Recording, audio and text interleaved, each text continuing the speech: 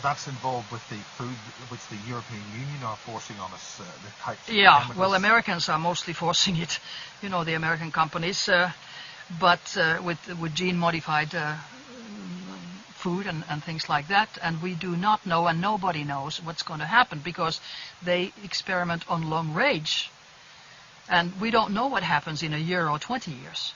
Just like we don't know what happens, except we start knowing now what happens with mobile phones in 20 years. They cause brain tumors and blindness and deafness and cancer and whatever. It's totally, totally known. But it's experimentation on a long range. Do you think that those frequencies and those devices are specifically selected to test on us? Do you think they're changing the species or trying to kill us or change us or whatever? Well, at least they're making us very sick.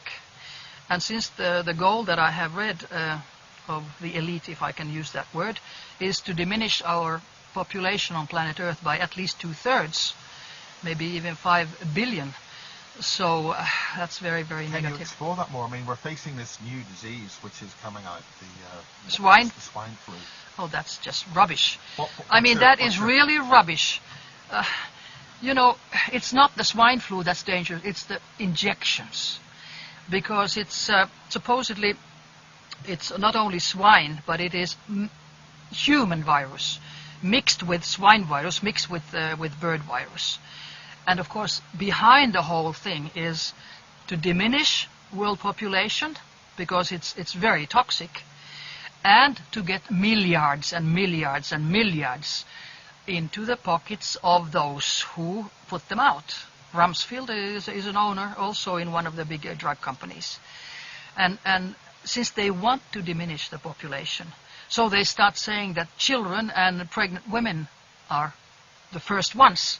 Eliminate the next generation. So you've been trying to alert certain governments about this? Not governments, but I have written information to Finland, because I don't think it's going to work. Because even if WHO... It has been tried before in the late 70s? With yes, 76 they had in the States the swine flu, and it was stopped, the injections, after 3 weeks, because so many people died or got Guillain-Barré syndrome, which is their neurology was destroyed. So now they're making a little adjustment and doing it the same. And before that, they have also made sure in the States that people don't get compensation for the damage in their health, because previously, 76, they had to pay big amounts. Like, in the States, their compensation is big when you destroy somebody's health. But now they have a law in the States that these companies are not liable, nothing in compensation, if the patient is killed or if the patient is sick for life. So they have really thought about it. So they can poison us and kill us and get away with it scot-free. That's right. So how is this happening? How are so many governments allowing this to just happen? Because they're not allowing it yet, because nobody has done anything yet. They are just having a scary program in the mass media. All mass media says, oh, it's going to be terrible. Now it's something, bang, bang, bang. It's a scary propaganda. And people get scared because they don't know. Now, WHO has ordered that, everybody has to be by force injected. Previously, WHO did not have this ability to tell them to force any government, because it was only recommendations. But it was 97, 98, I recall, that they signed with 194, was it, states above that if there is a pandemic, or, real serious pandemic, so then they give an order. Now, in the beginning of June, WHO said pandemic 6, that's the highest. Now, go to any country in the world, people are not sick. There are not millions in swine influenza. So this was just done to force people and prepare the governments to give injections by force. But it's not going to work. I don't think Norway is going to do it. So do you think the figures released by the World Health Organization are actually false? Or of course they are. Of course. But you have to remember, why do they do this? Always remember who benefits. Who benefits? They have been forced, in my mind, to do this. And by whom? Big Pharma.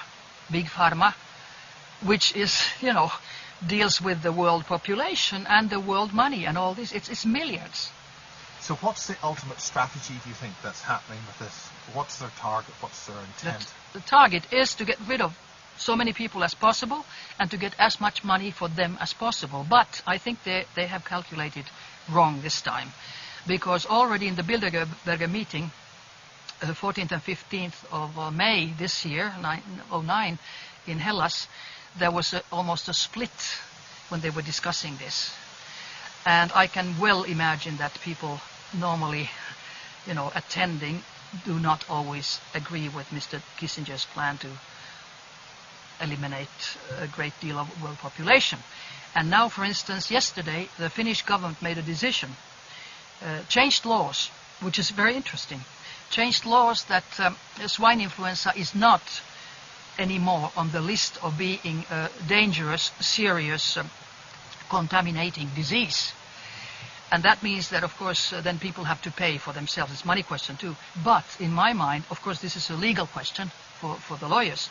But in my mind, if something is not a dangerous, contaminations disease, you cannot be forced to take an injection, right? So I think they were very, very smart. Also, I just read that from the Folk Institute of Health in Norway, that director had said that there has never been many meaning to force people to take, but they can take an injection, and I hope nobody does, especially not children, especially not pregnant women, and actually nobody.